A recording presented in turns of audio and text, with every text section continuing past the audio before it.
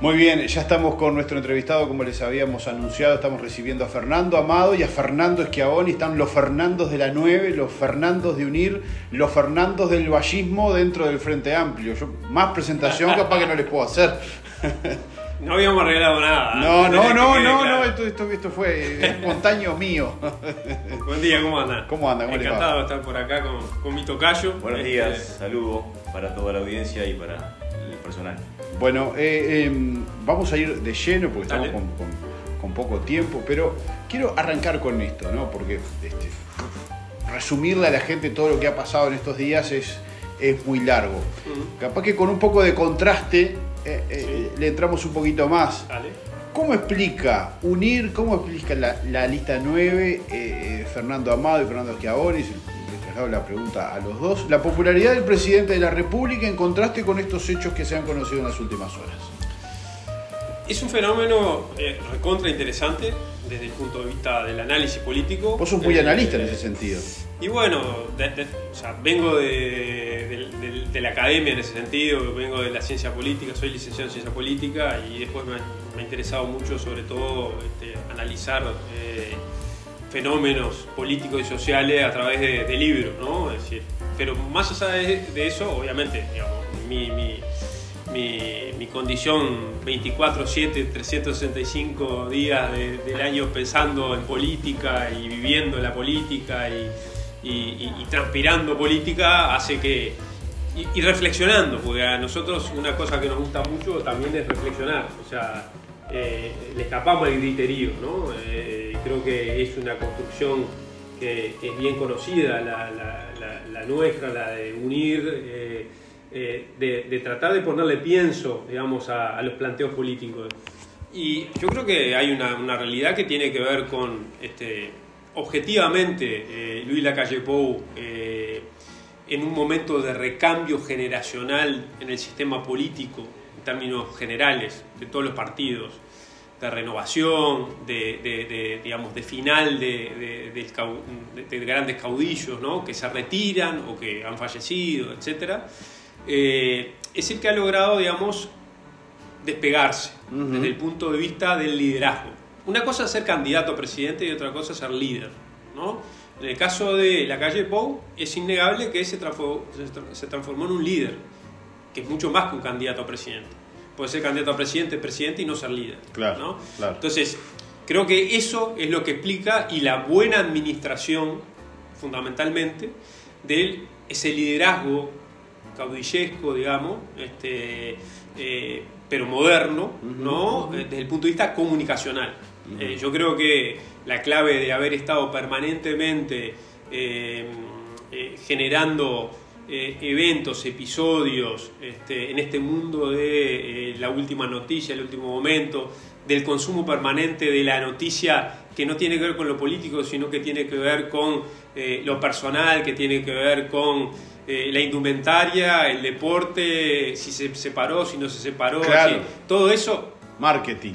Tú lo sabes mejor que yo. Son las noticias más leídas de cualquier portal de noticias, las que tienen que ver con cosas que no son estrictamente políticas. Entonces, el manejo muy profesional y seguramente pensado, es decir, fríamente calculado, claro. Ha repercutido en que una cosa es la imagen del presidente, ¿no? Que además tiene un anclaje fuerte de seguidores en el piso electoral de la coalición multicolor. De hecho, o sea un fenómeno increíble, es decir, tiene tantos fanáticos blancos como colorados. Sí. O sea, de lo que queda del Partido Colorado son re fanáticos de Luis Lacalle Pou, lo cual no sería normal en una situación de coalición tradicional en la cual los partidos colaboran pero compiten, y en realidad, es decir, es muy difícil que encuentren en el líder de otro partido su líder. Y sin embargo hay muchos colorados que, es decir, se refieren a Lacalle Pou, a su presidente, como su líder, claro. ¿no? Más allá que esté en el Partido Colorado. Es decir, tiene que ver con este fenómeno nuevo de la coalición multicolor, de la mimetización absoluta el coloradismo dentro, digamos, del paraguas del Partido Nacional, o sea, esa relación que cada vez se ha transformado en más carnal, y en el ejercicio del poder y del gobierno, tú sos el ministro, yo soy el subsecretario, tú sos blanco, yo soy colorado, tenemos 4 años de gestión y digamos, todo eso tiene un componente humano, de afecto societatis, de generación de vínculos, etcétera, etcétera, que es lo que pasa con blanco y colorado, no pasa con cabildo, pero entre blancos y colorados está claro que ya son un frente común, en donde el liderazgo lo tiene el Partido Nacional, por supuesto. Me diste pie para otra pregunta al respecto, Dale. Pero quiero que Fernando me dé una reflexión al respecto. Él tiene mucho contacto con la gente acá en Florida. Quiero saber cómo se traslada este comentario a un electorado que siempre suele estar atento, no necesariamente a algunas cosas, pero a otras sí. A ver. Y yo voy por ese de otro lado, por las cosas simples.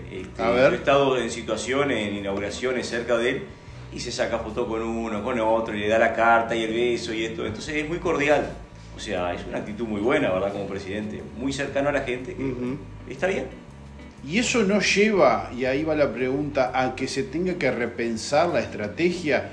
¿Cómo se llega a un electorado que, según una encuesta de Factum, solo a un 3% le interesan los hechos de corrupción? Y la importancia lógica tiene que ver con la preocupación por la seguridad, el trabajo y la salud en ese orden.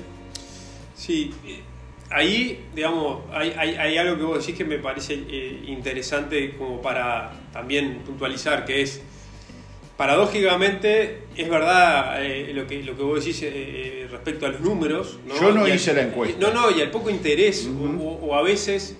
Yo creo que depende de la coyuntura, muchas veces, ¿no? Y sí, evidentemente, digamos, la realidad de la calle Herrera,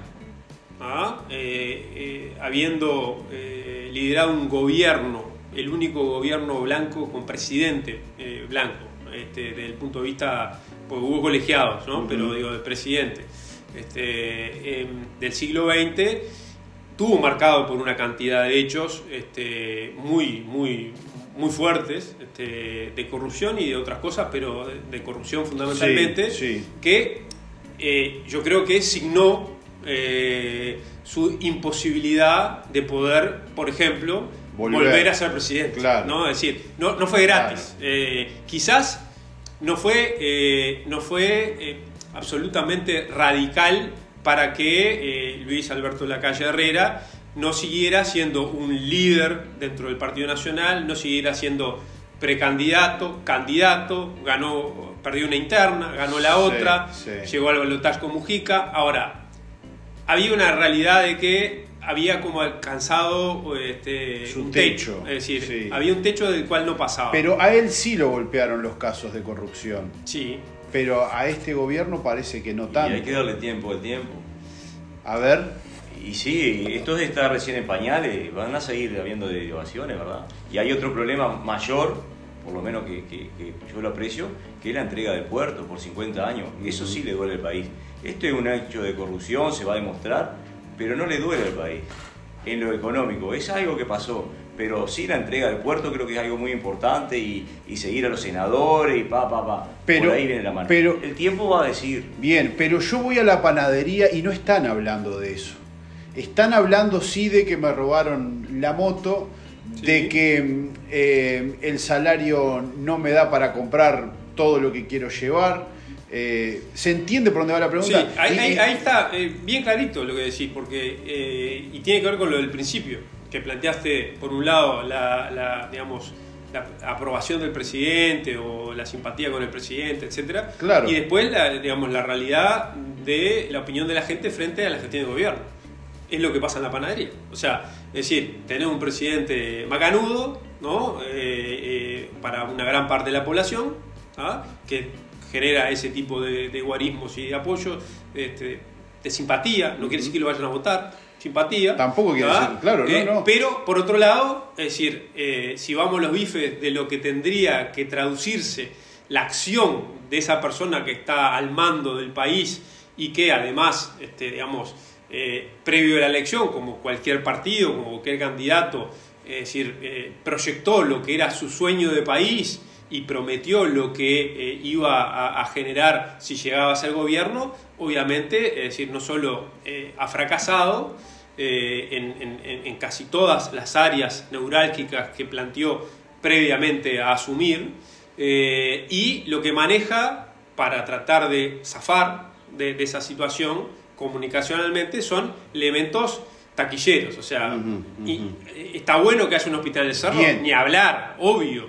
pero es evidente que el manejo de esa temática y el manejo de ese episodio tiene mucho que ver con contrarrestar cosas que están pasando, ¿no? Es decir, bueno, pero eso es lo que le llega más a la gente. No le llega el... No es lo que me dijiste recién. Me dijiste que en la panadería lo que hablan es de la seguridad, es del salario... Y de ese marketing. Está bien, pero... No hablan de los actos de corrupción en la panadería. De acuerdo, es increíble, pero es así. Constatan digamos, lo que... Saquemos las posiciones políticos partidarias. Sí. Seamos los más objetivos posibles. Yo quisiera que la gente hable de los actos de corrupción. Yo también. Y seguramente ustedes también. Va a llegar el momento. Pero la gente no habla de eso. Entonces, lo que yo les pregunto a ustedes es ¿cómo le van a llegar a la gente? O cuál es la estrategia para hablar con la gente. No sé si para plantear esos temas o para plantear temas nuevos. No sé. Yo analizaba ayer, por ejemplo, lo voy a decir con las palabras que lo dice la gente de la panadería. ¿Qué campaña de porquería que vamos a tener si va a ser así? Sí. No me sirve que sea así, ¿no? Yo creo que se mintió mucho para llegar a ser presidente. Ajá. Yo creo que el camino que tuvo el Frente Amplio es el correcto. Hice lo que pude, cosas quedaron grandes. La seguridad no creo que la vaya a solucionar ni el Frente Amplio ni el gobierno que sea, pero con el mismo camino, la misma línea. Vamos a hacer todo lo posible, vamos a poner gente idónea y le vamos a tratar de buscar la vuelta. Pero no te lo voy a solucionar. Por lo menos no creo que se solucione en un periodo corto. Porque esto viene por la educación, viene por otros temas, por la familia, viene por otros lugares. En las últimas horas se habló de narcoestado. ¿Ustedes creen que vivimos en un narcoestado? Y les hago esta reflexión. Yo no sé si es un narcoestado completo, pero sí puedo asegurar que muchos de los problemas, o el 70% de los problemas que tiene el Estado, tienen que ver con el narcotráfico. Porque el vecino tiene problemas de inseguridad porque le roban de la boca de pasta base en su barrio, porque a gran escala hay problemas de inseguridad por las grandes bandas criminales. Hay 5 bandas criminales en Durazno vinculadas al narcotráfico. 5 en Durazno. Es prácticamente que hasta muy demasiado ya. ¿Vos qué crees? ¿Hay un narcoestado o hay un problema del narco en el Estado o con el Estado? A ver cómo lo ves. No, lo que hay es, yo diría, una situación de no haber sabido administrar y enfrentar una realidad que obviamente no es circunscrita al Uruguay, sino que evidentemente tiene una realidad regional y mundial, pero bueno, vayamos a la regional. No, pero buen punto, porque ahí está lo que decía Fernando, esto no lo soluciona un partido político. Y que tarde o temprano iba a llegar a Uruguay, y pecamos de esa, a veces, permanente, no sé... No nos va a tocar. No nos va a tocar, no va a llegar, el Uruguay es una isla. No, el Uruguay no es una isla. El Uruguay no es una isla. Sacamos pecho, y creo que sí, y está bien, y está bueno, de una cantidad de cosas positivas que seguimos teniendo. El vínculo en el sistema político, la madurez en el sistema político para una cantidad de cosas, el involucramiento ciudadano al final del día con las decisiones, es decir, una cantidad de cosas que creo que son realmente positivas. Basta mirar la vecina orilla o otras realidades del continente y, es decir, nos permite todavía sostener de que seguimos manteniendo un nivel muy diferencial de lo que es el continente en ese sentido, en madurez democrática, en calidad democrática, en estas claves que estamos hablando.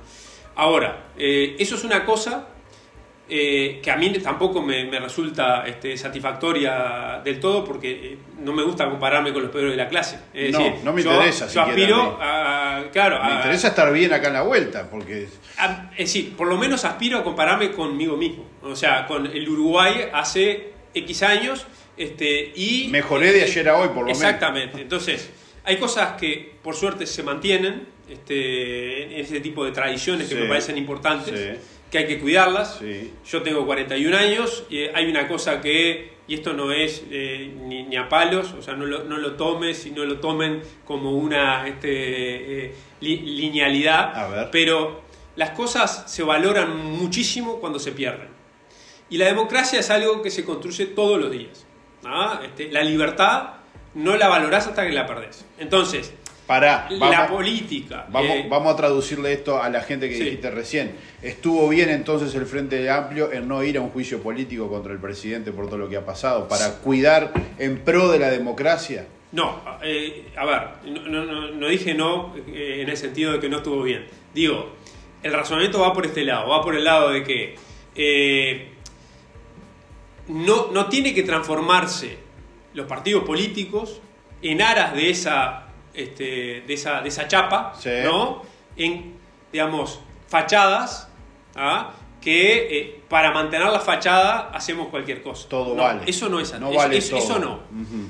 Creo que lo que ha actuado el Frente Amplio de manera prudente, de manera responsable, de manera, yo diría, a la altura de las circunstancias, uh-huh, y a la altura de los acontecimientos, es en tratar de plantear los temas en el tono que hay que plantearlos, y no querer instalar, ¿no?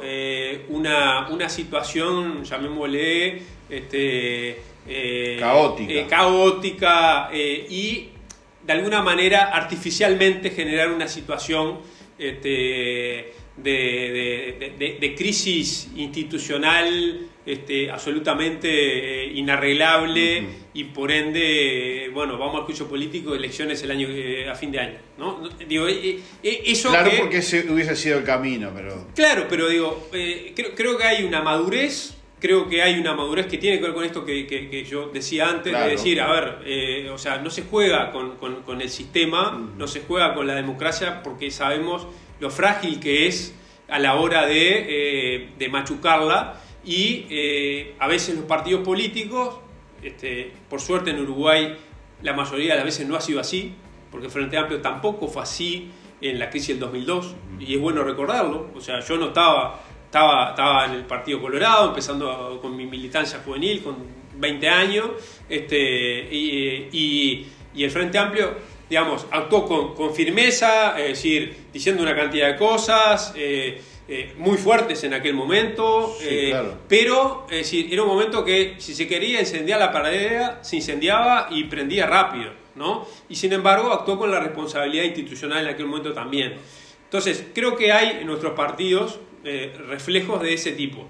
No, y eso yo me parece bien importante lo que de alguna manera dijiste solapadamente o lo manejaste en el sentido de que no tiene que ser eso una carta, ¿no? De decir, tapamos las cosas para que siga esta fachada funcionando y pareciendo que está todo bien. No. A eso voy. Son cosas diferentes. Son cosas bien diferentes. Porque en pro del funcionamiento democrático, si bien no todo vale, pero tampoco es que todo se puede dejar pasar. Por supuesto, no todo vale ni todo se puede dejar pasar. Por eso, digamos, me parece... Como que hay un límite que no se toca. Es decir, creo que hay... ¿Y cómo actuó el Frente Amplio en tal sentido en las últimas horas? De forma responsable. ¿Sí? Y también te adhiero un poquito a la pandemia. El Frente Amplio y de las fuerzas distintas del gobierno fueron sumamente responsables. Incluso, ¿se acuerdan cuando la gente tenía miedo en vacunarse y todo eso? Y bueno, líderes del Partido Nacional, líderes a nivel nacional y al local, pidiendo que se vacunen, que la gente asista, que se cuide, que no salga. O sea, se ha actuado de responsabilidad. Creo que eso a la larga es lo que te da el resultado. Porque me parece bien interesante, claro que sí, y picante. Y por eso lo estamos conversando. Un poco el nudo que planteás. Sí. Está divino para con una brutal, yo diría, irresponsabilidad, desde lugares de poder, desde lugares de representación, uh-huh, salir a hacer campañas a voz en cuello, ¿no? Porque obviamente que la gente está recaliente. Yo también estoy recaliente. Ahora, que esté recaliente no quiere decir de que no tenga que tratar de, además por lo que represento, porque parte de la sociedad uruguaya me dio el privilegio, el honor de tener grados de representación política, no manejar de manera, yo diría, concienzuda, razonable, y, digamos, sacarme la rabia de determinadas situaciones con una, no sé, bolsa de boxeo, pero no trasladarlas y mucho menos utilizarlas, ¿ah?, para envenenar la democracia. Porque ojo con quienes, estando dentro de la democracia, aprovechan situaciones negativas y no es que las marcan y dicen de que son negativas y marcan su punto de vista, que eso es absolutamente necesario y fundamental.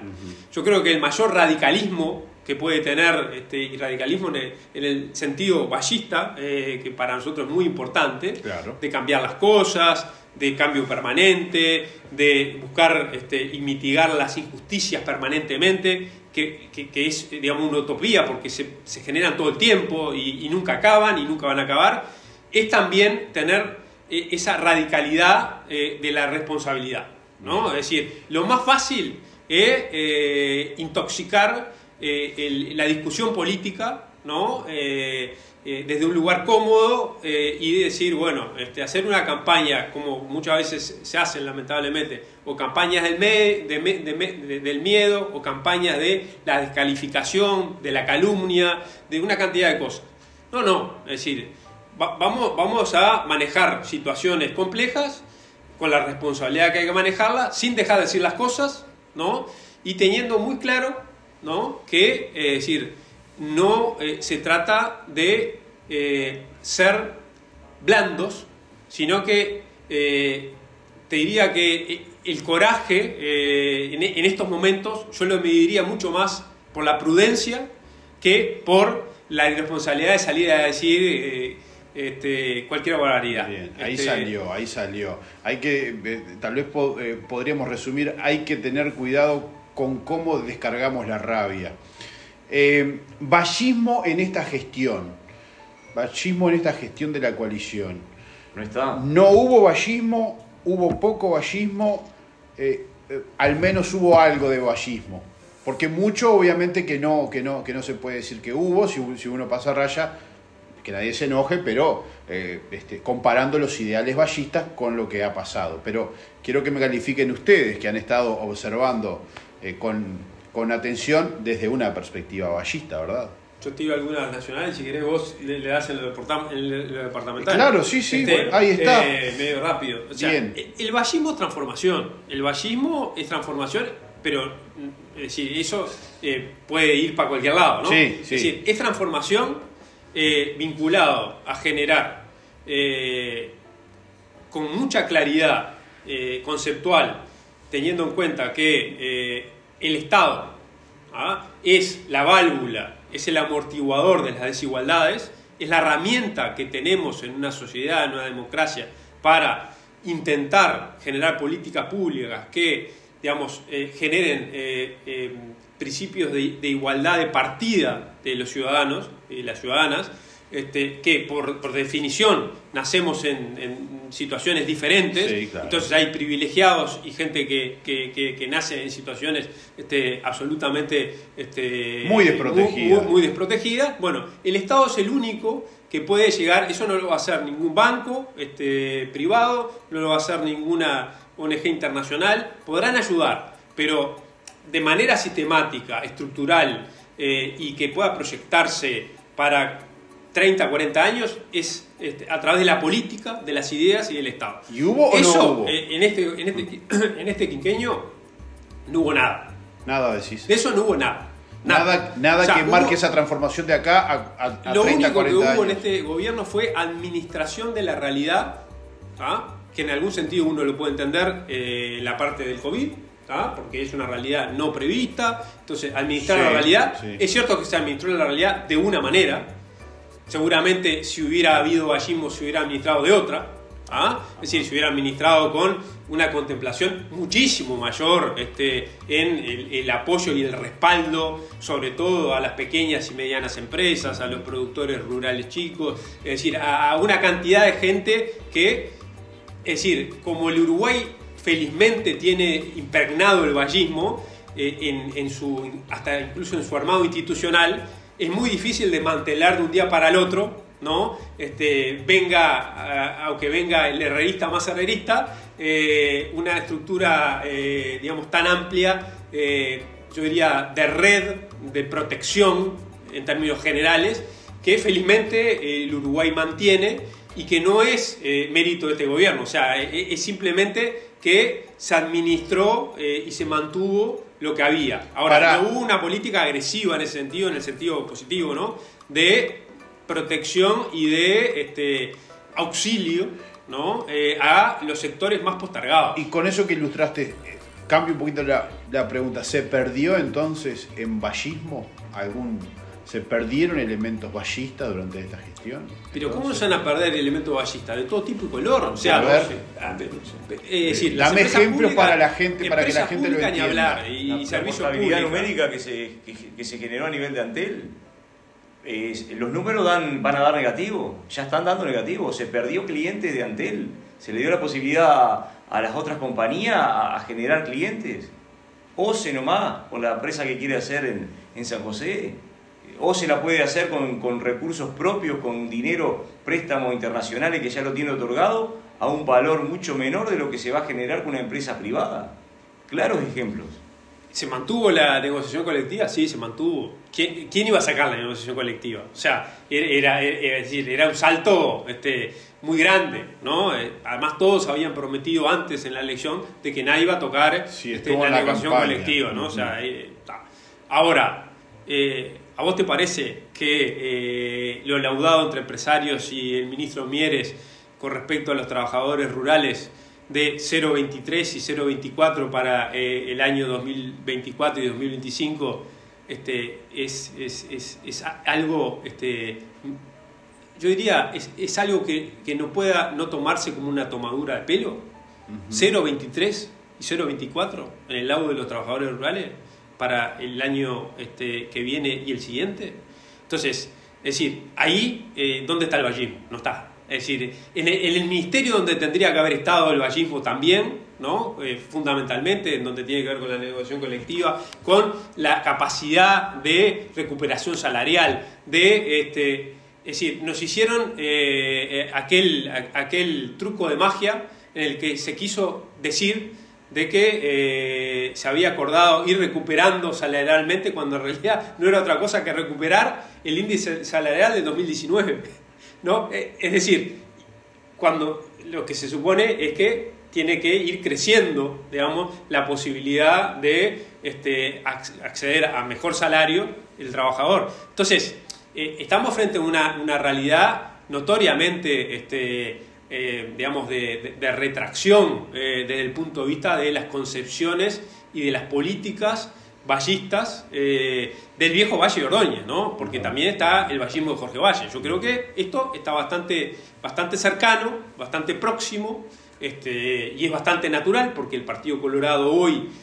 notoriamente representa ese vallismo, el de Jorge Valle, digamos, el neoliberalismo desde el punto de vista económico, pensando en un Estado chico, es decir, que está más cercano al herrerismo, y por eso se entiende un poco lo que decía un poco al principio, es decir, la cercanía entre blancos y colorados hoy es decir, se explica también porque ideológicamente el Partido Colorado ha dejado de tener distintas expresiones, distintas alas, como en su momento existieron. Hoy el Partido Colorado tiene monolíticamente un pensamiento claro, contundente, y bueno, los partidos cambian a lo largo de la historia, tienen 180 y pico, es natural, puede pasar, por eso nos fuimos, es decir, nos fuimos porque dejó de representar las ideas vallistas de izquierda democrática, y de, por eso, una visión muy clara desde el Estado, desde la política, la generación de derechos, la generación de oportunidades,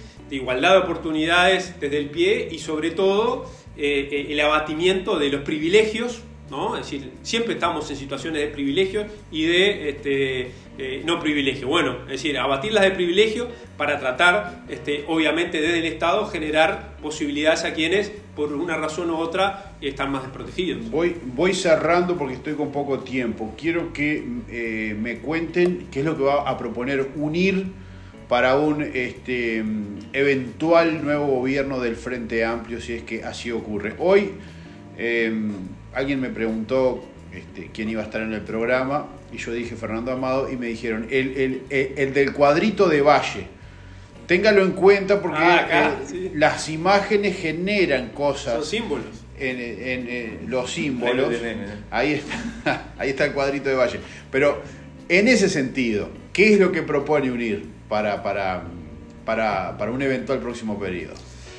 Lo primero es, digamos, la reunión de Montevideo. Es genérico, pero es que el próximo gobierno progresista, para el cual vamos a trabajar para que cambie el gobierno y para que vuelva un gobierno progresista al Uruguay, tenga muy claro e incluya la vuelta del vallismo, ¿no? De este vallismo de que estamos hablando, ¿no? Necesita vallismo el Uruguay, dice usted.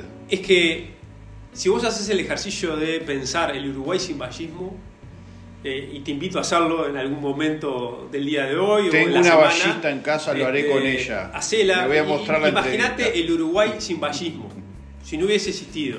Y esto no es nostalgia, porque esto es importante, ¿no? Porque a veces se cree que esto es un viaje en el tiempo. No es nostalgia.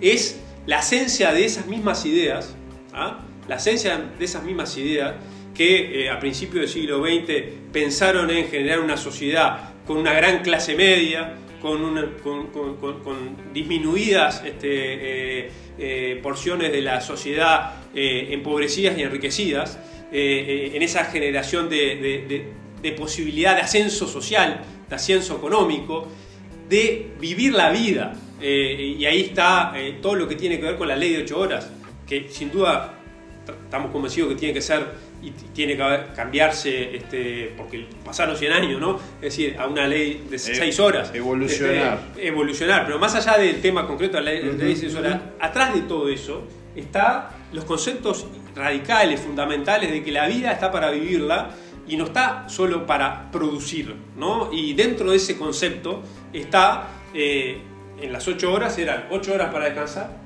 8 horas para trabajar y 8 horas para formarse, ocio, familia, todo lo que tiene que ver con la vida de un ser humano. No somos máquinas, sí. ¿No? Entonces, esa concepción de posibilidad de que las personas realmente no estén enchufadas al yugo del sistema, es parte, digamos, fundamental, troncal, diría yo, del pensamiento vallista. Estamos terminando un documento para presentarle al Frente Amplio, como quedamos cuando fuimos a la entrevista con el presidente del Frente Amplio. Esa es la reunión de Montevideo que le apuntó la reunión Fernando. De Montevideo, sí. Dimos noticia acá de ello. Bueno, fuimos con Fernando y con otros compañeros de distintas partes del país. Y bueno, una de las cosas es, el Frente Amplio va a tener su programa. Nosotros, obviamente, vamos a aportar nuestras ideas a ese programa común, finalmente, para el próximo gobierno progresista. En eso estamos trabajando. Puedo nombrar muy a modo titular, para nosotros es fundamental, y es una propuesta que tenemos arriba de la mesa y la llevamos con toda la fuerza, la protección del productor pequeño y mediano, fundamental. Es una política vallista porque además viene, y no es nostalgia, sino son datos. O sea, ¿quién inventó colonización? Claro. O sea, el vallismo, pensando en que la gente fuera al campo y además darle la oportunidad de desarrollarse a través de ese tipo de trabajo y especificidad. Chiquito, con todo lo que hay hoy se podría invitar a más gente a ir al campo, porque antes faltaba la energía eléctrica, la posibilidad en este periodo de gobierno fue inverso, ¿verdad? Se quitó de la posibilidad de seguir comprando tierra, se achicó ese mercado. Yo participo en reuniones de productores y de la mesa de desarrollo rural y hay cada vez que hay un llamado por colonización para un pedazo de tierra, hay 20, 30, 40 personas anotadas y hay interesados, hay mucha demanda, pero la oferta es muy pequeña. Incluso ahora que se dejó de comprar tierra, que se compra mucho menos, quiere decir que por varios años el déficit va a ser aún mayor. Y hay que aprender de los errores en esto. Me parece que queda picando porque si no parece que, es decir, nosotros no formamos parte del gobierno, éramos oposición, sí. Pero es evidente que en el ciclo de gobiernos progresistas que tuvimos hubo errores, sí, en ese campo. Bueno, es decir, tenemos una enorme oportunidad y yo creo que hay conciencia, sin duda. Hay mucho cambio improductivo en este país. De la autocrítica de las cosas que sucedieron relacionado al campo, relacionado sobre todo a esto que hablamos de el corazón del trabajador de campo uruguayo, nacional, residente en nuestro país, que no son ni las multinacionales, que nadie dice cerrémosle la puerta. Lo que sí decimos es, no, a ver, pará, vamos a cuidar el nuestro, también vamos a permitir obviamente lo que tiene que ver con la inversión extranjera, pero no como se fue dando y se dio en los hechos en los gobiernos anteriores, que creo que es una lección a aprender para la izquierda. Muy bien, a los dos Fernandos les agradezco estos minutos. Y quiero que vuelvan con el documento para la próxima, con ese documento. Sí, te lo mandamos antes, cuando lo presentemos, porque va a ser antes de diciembre. Bueno, está. Y después volvemos para discutirlo. Una entrevista y bueno, pero puede volver, si usted no puede venir, que venga, Fernando, por lo menos que desarrolle los títulos. A mí me gustaría que me invitara otro día para hablar del tema de los municipios y de toda la salida que hemos tenido al interior. Usted puede venir cuando quiera, caballero. Muy bien, muchas gracias. Muy amable. Nosotros nos vamos a ir a una tanda.